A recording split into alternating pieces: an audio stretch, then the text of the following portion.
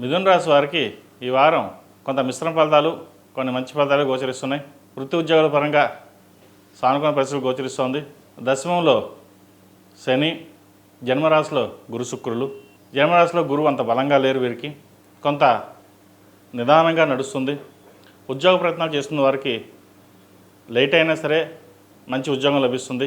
లాభాధిపతి అయిన కుజుడు చతుర్థంలో ఉన్నారు. చతుర్థంలో కూడా కుజుడు బలంగా ఉన్నారు కాబట్టి స్థిరాస్తులు కొనుగోలు చేస్తారు.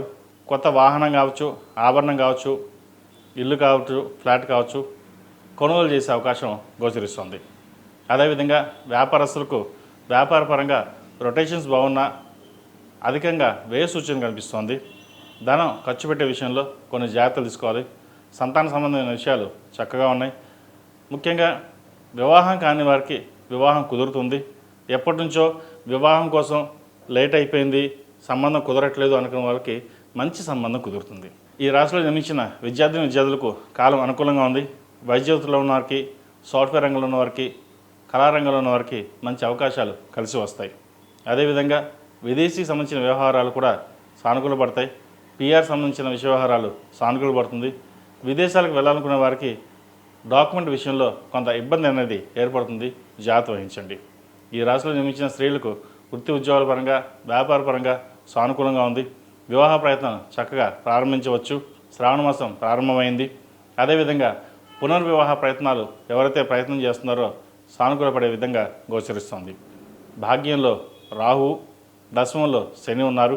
భాగ్యంలో రాహు కొంత నిరాశపరిచిన మంచి ఫలితాలు ఇవ్వడానికి ప్రయత్నం చేస్తారు.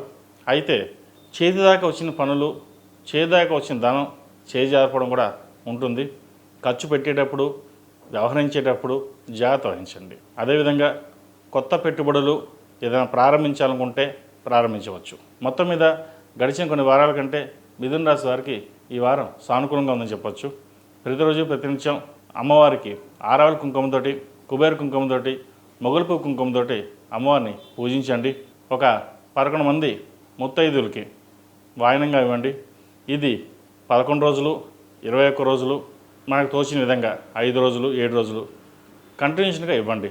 దానివల్ల మన సంకల్ప సిద్ధిరస్తున్నట్టుగా మనకి కొన్ని కోరికలు ఏవైతే ఉన్నాయో అవి నెరవేరుతాయి.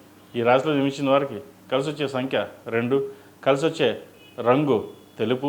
ఏదైనా పని మీద బయటికి వెళ్ళేటప్పుడు శుక్రవారం కానీ బుధవారం కానీ వెళ్ళండి, మంచి ఫలితాలు సంప్రాప్తిస్తాయి.